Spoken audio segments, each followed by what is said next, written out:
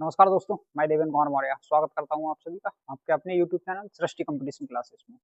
तो हमारी जो चर्चा चल रही है केंद्रीय कार्यपालिका पर, देखिएगा, ये जो तैयारी है या ये जो श्रृंखला हम चला रहे हैं वह रिवीजन की श्रृंखला है। और जो रिवीजन है हम अधिकांश किन परीक्षाओं के लिए कर रहे हैं, जो आगामी परीक्षाएं हैं, जैसे कि लेखपाल या फिर यूपी एसआई है या फिर होमगार्ड की है या अन्य जो भी प्रतियोगी परीक्षाएं हैं।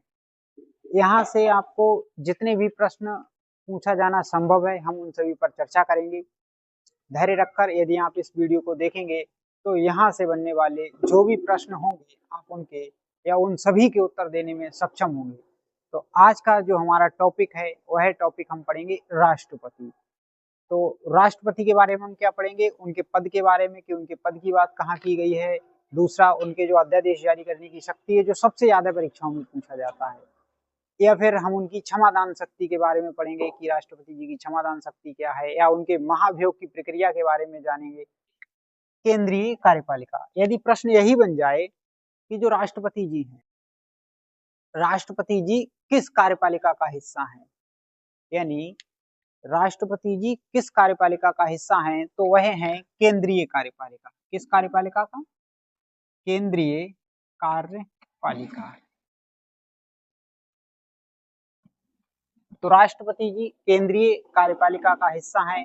यदि यहाँ से प्रश्न बन जाए या आपको ये जानना हो कि वास्तव में केंद्रीय कार्यपालिका में कौन कौन से सदस्य होते हैं या किन किन से मिलकर वह बनती है, तो देखेंगे हम। नंबर 1 राष्ट्रपति जी। राष्ट्रपति जी। दूसरे नंबर पर हैं उपराष्ट्रपति जी, जिन पर हम चर्चा पिछली वीडियो में कर चुके हैं। तीसरे हैं प्रधानमंत्री जी। और प्रधानमंत्री जी की जो अगुवाई वाली मंत्री परिषद है वह है, यानी प्रधानमंत्री जी और प्रधानमंत्री जी की अगुवाई वाली मंत्री परिषद। और यहीं पर एक और बहुत महत्वपूर्ण पद है, वह पद है महान्यायवादी का। तो यदि महान्यायवादी, यदि ये प्रश्न बनता है कि केंद्रीय कार्यपालिका का हिस्सा कौन कौन है, तो आप इसका उत्तर देने में आप सक्षम होंगे। उसका हिस्सा राष्ट्रपति जी, उपराष्ट्रपति जी, प्रधानमंत्री जी और महान्यायवादी। और आज हमारी जो चर्चा चलेगी वह चलेगी राष्ट्रपति जी पर। तो चलिएगा, सबसे पहले तो हम यही देखते हैं या समझने की कोशिश करते हैं कि भारतीय संविधान में जो राष्ट्रपति जी का पद लिया गया है वह किस संविधान से लिया गया है। क्योंकि प्रश्न ऐसा बनता है परीक्षाओं में कि जो भारतीय संविधान में राष्ट्रपति जी का पद है वह किस देश के संविधान से लिया गया है। तो वह संविधान है ब्रिटेन का, यानी भारतीय संविधान में राष्ट्रपति जी का जो पद है वह ब्रिटेन के संविधान से लिया गया है। अब बात आई, चलिएगा, ये तो हम समझ गए कि हमने इनके पद को किस देश के संविधान से लिया गया है, लेकिन भारतीय संविधान में इनके पद की बात कहाँ की गई है, तो वह की गई है 52 में, यानी भारतीय संविधान के अनुच्छेद 52। यहाँ राष्ट्रपति जी के पद की बात की गई है कि भारत के एक राष्ट्रपति होंगे और उनके पद की महिमा का वर्णन किया गया है। महिमा से तात्पर्य है कि उनके पद के विषय में बताया गया है, जैसे कि जो राष्ट्रपति जी हैं वह देश के प्रथम नागरिक हैं।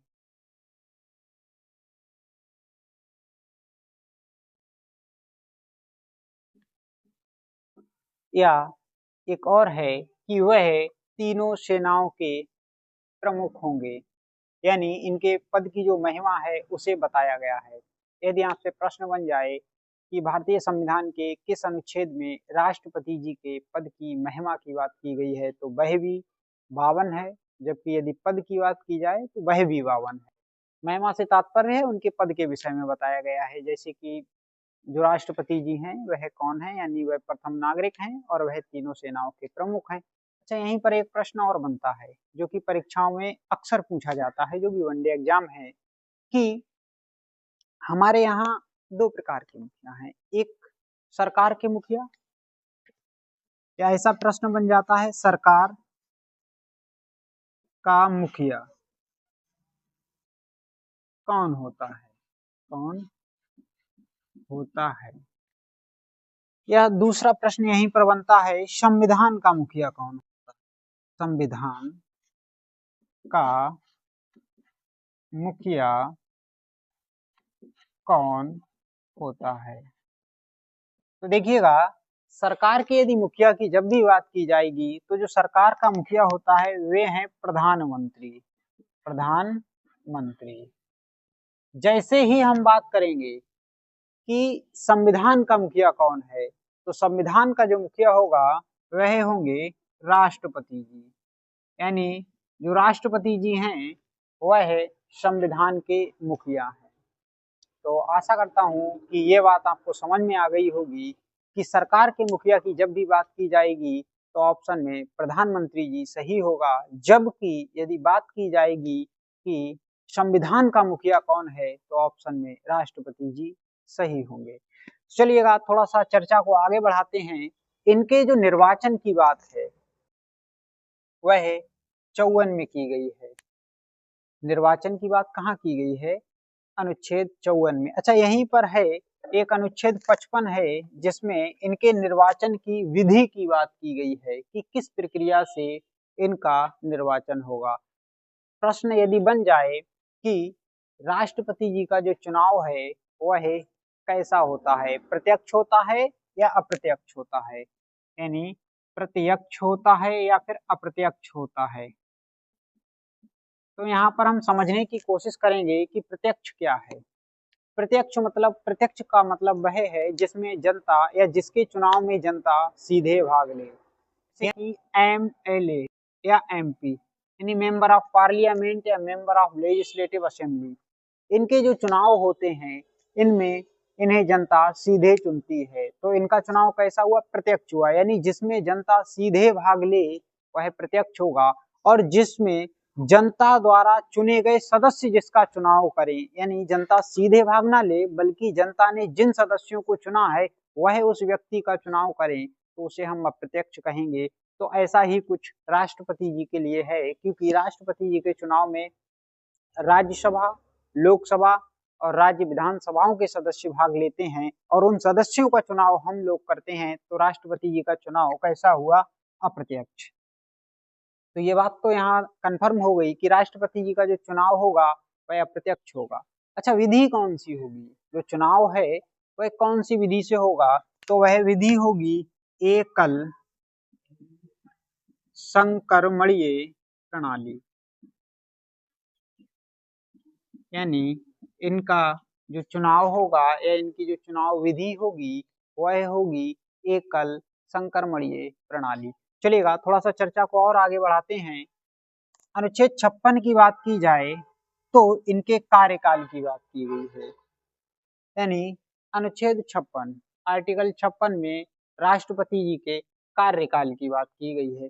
कार्यकाल तो आपको पता होगा, इनका जो कार्यकाल है वह 5 वर्ष का होता है।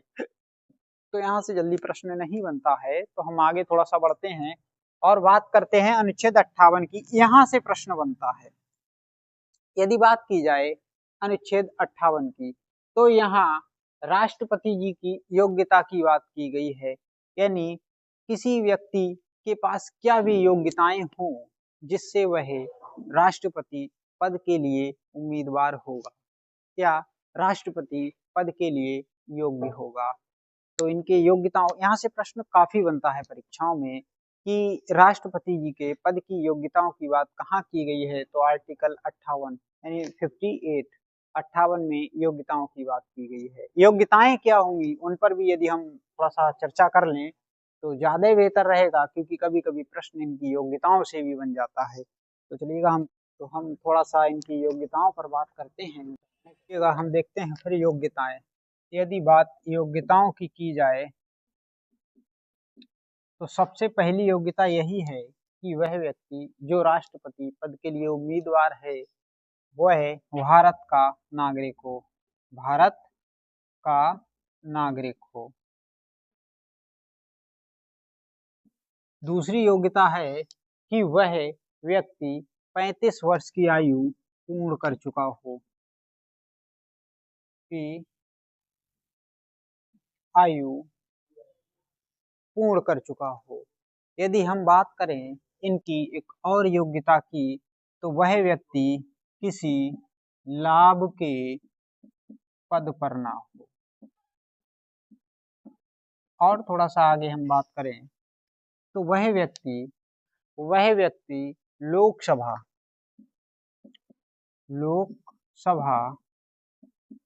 का सदस्य बनने की योग्यता रखता हो। यानी वह व्यक्ति भारत का नागरिक हो, 35 वर्ष आयु पूर्ण कर चुका हो, लाभ के पद पर ना हो और लोकसभा का सदस्य बनने की योग्यता रखता हो। और एक और बहुत महत्वपूर्ण है, उस व्यक्ति के पास 50 अनुमोदक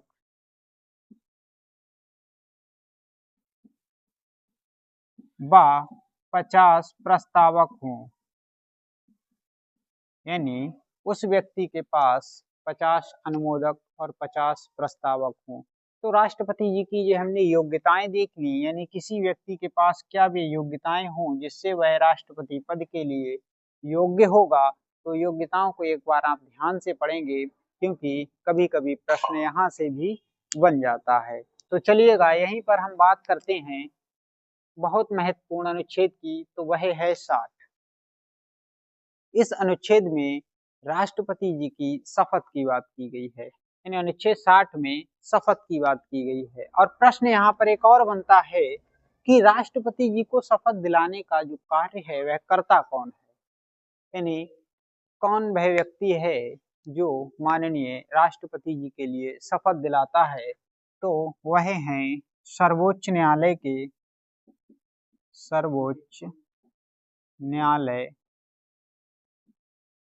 के मुख्य न्यायाधीश, यानी माननीय सर्वोच्च न्यायालय के जो मुख्य न्यायाधीश होंगे, यानी CJI यानी चीफ जस्टिस ऑफ इंडिया होंगे, वह राष्ट्रपति जी को शपथ दिलाने का कार्य करेंगे। चलिएगा थोड़ा सा और आगे बढ़ते हैं और बात करते हैं बहुत महत्वपूर्ण अनुच्छेद की, वह है 61। 61 में महाभियोग की बात की गई है, यानी भारतीय संविधान के अनुच्छेद 61 में महाभियोग की बात की गई है। अब प्रश्न ये बनता है कि महाभियोग है क्या।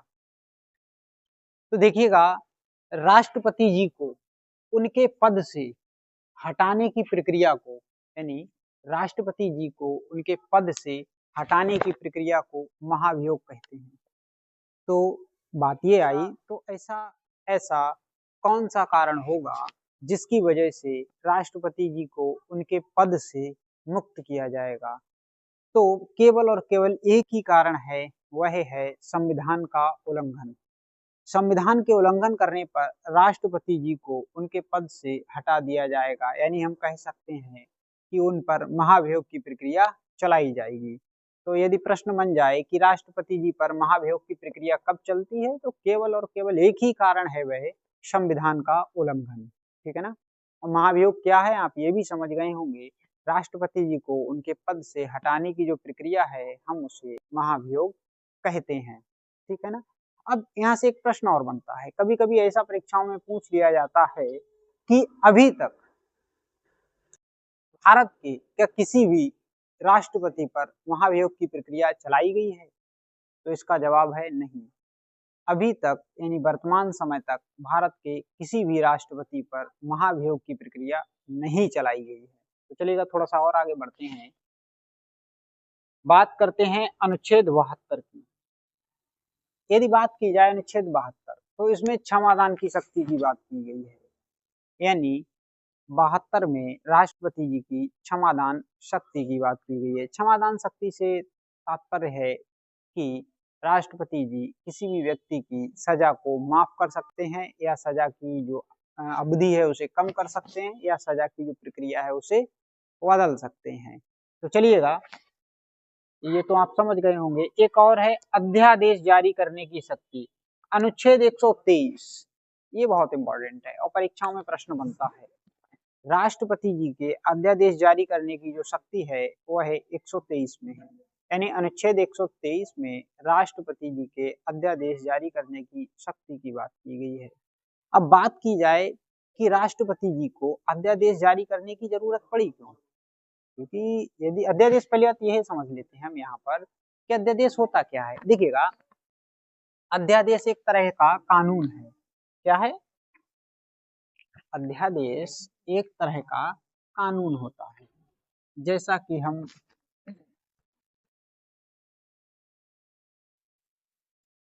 अध्यादेश भी एक तरह का क्या है? कानून है।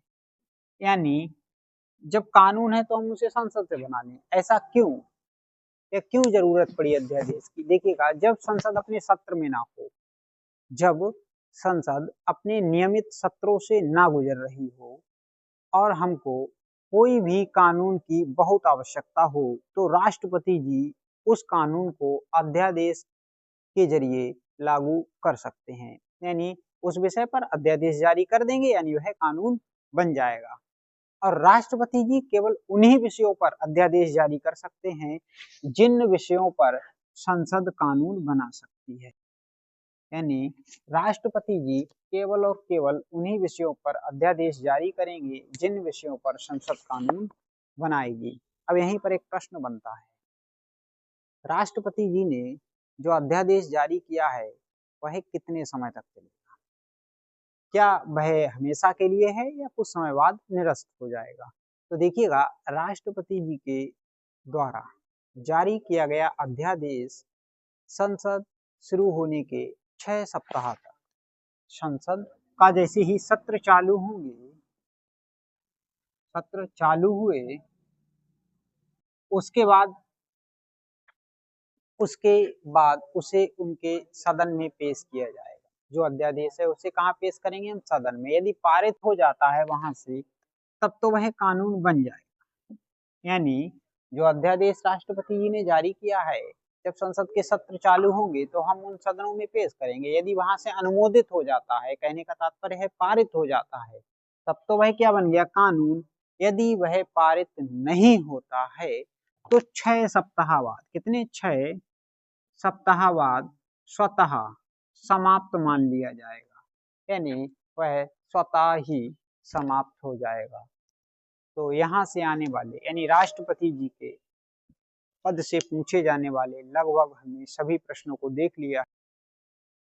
जो भी प्रतियोगी परीक्षाएं हैं, जैसे जो भी आगामी प्रतियोगी परीक्षाएं हैं, उनमें यदि यहाँ से कोई भी प्रश्न बनता है तो आप उसका जवाब देने में सक्षम होंगे। तो चलिएगा, मिलते हैं कल किसी और टॉपिक के साथ। तब तक के लिए नमस्कार।